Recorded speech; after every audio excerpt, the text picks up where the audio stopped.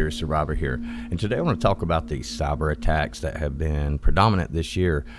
This year we have seen an increase in cyber attacks and a boldness from the hackers that we haven't seen before 2020. And with all the different things we've got going on, it seems like this might get pushed to the backside, and a lot of people aren't talking about it because a lot of people just simply don't want to believe that it's gonna happen again.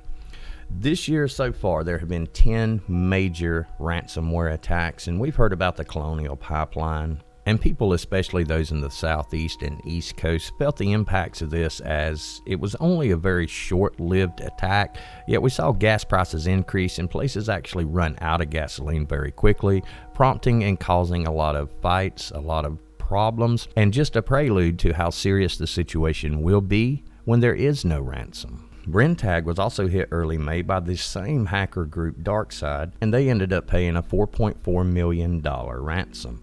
Now, BRENNTAG is a chemical distribution company, so we can see the effects that would have if something was to be done detrimental at one of their facilities. ACER, the computer manufacturer ACER, was attacked by the REvil hacker group, the same group responsible for an attack on the London foreign exchange firm Travelex. The $50 million ransom stood out as the largest known to date. We know the JBS Foods attack, which caused a short disruption in the meat supply for some areas of the country. This attack shut down several facilities completely for a short amount of time and could have been much worse. And if the hackers had not released their grip on the computer system, then we would see shortages right now in the supermarket that would be reminiscent of a recession or a depression. QUANTA.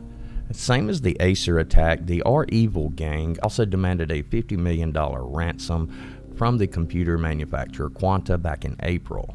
QUANTA might not be a household name, but it's one of Apple's major business partners. And after the firm refused with the hacker group, then REvil targeted Apple instead. And after leaking Apple product blueprints obtained from QUANTA, they threatened to release more sensitive documents and data. And as of May, however, REvil seems to have called off the attack, and Apple has not mentioned the cyber attack, which leads us to believe that this ransom was probably paid also. AXA was attacked by the AVADDON gang, and this attack happened soon after the company announced important changes to their insurance policy. They stated that they would stop reimbursing many of their clients for ransomware payments, and then suddenly they were hit with one. CNA, in March of this year, the large insurance firm CNA fell victim to a ransomware attack. CNA's network was attacked on March 21st. And hackers encrypted 15,000 devices, including many computers of employees working remotely. This attack is supposedly linked to the hacker group Evil Core and uses a new type of malware called Phoenix CryptoLocker. CD Projekt is a popular video game development company, and in February this year, this group was hacked by the HELLOKITTY gang. The hacker group assessed some source code to game projects and development and encrypted devices. However, CD Projekt has no plans to pay the ransom money and has backups in place to restore the lost data. Kia Motors. In February, Kia Motors was reportedly hacked with ransomware. Although Kia reported a widespread IT and systems outage, they did not confirm the hack. Still, many experts believe the claims by the DOPPELPAYMER gang, demanding a $20 million ransom. The gang has released some stolen data, but updates on the hack have not surfaced in the news for the past few months. Another concerning thing is healthcare ransomware. During times of crisis, a lot of hackers will take advantage of upheaval and disorder to look for potential monetary gain. With the onset of the COVID-19 crisis in 2020, there was increased attention on cyber attacks in healthcare space. A study by Comparatech has shown that the ransomware attacks had a huge financial impact on the healthcare sector, with over $20 billion lost in impacted revenue, lawsuits, and ransom paid in 2020 alone.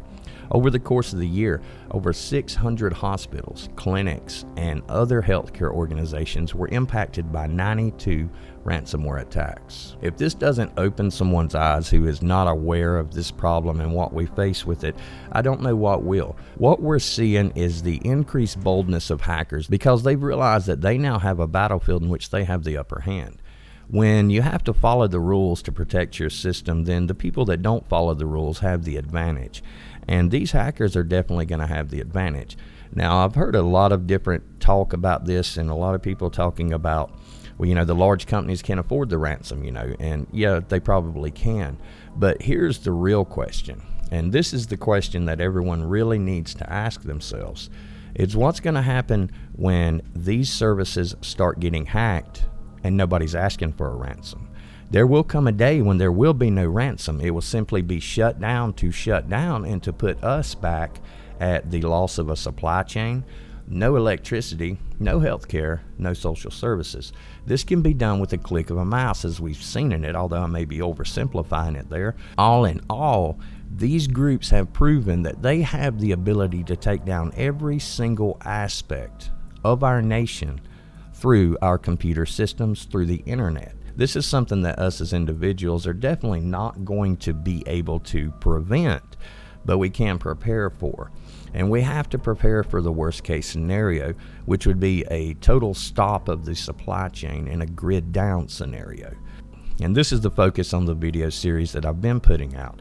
And the grid down is going to happen, and that's something that I'm not trying to fearmonger, I'm not trying to scare anyone, but if we look at the natural progression of things, these attacks began on people. Ransomware began against people years ago, and they would hijack your computer, and you would have to call into a 1-800 number or 1-888 number and pay somebody some money to get your computer unlocked. And I know because that happened to me one time, and it's happened to other people that I know.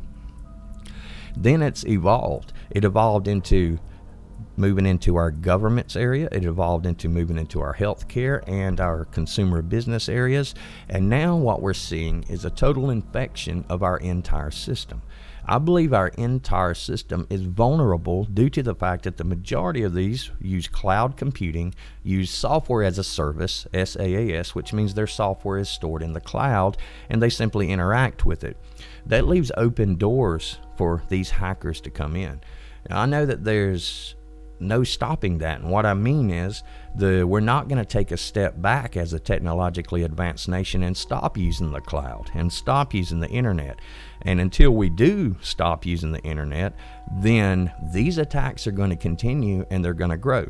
And one day we're going to have an attack that there is not a ransom for, that is simply an attack that is a prelude to another attack and another attack. They've proven they can attack every sector. Now we're just waiting to see what the final plan is with that, because this is just going to get worse, and I predict we're going to have a very difficult summer in some areas. When we factor in the unrest that's already out there, the political unrest, the civil unrest, everything we see going on in the nation, when our services begin to be shut down again, then we're going to experience some very difficult times. And that's why we, as preppers, need to be prepared. Just want to talk a little bit about that. Make sure to like and subscribe to the channel if you haven't been here before.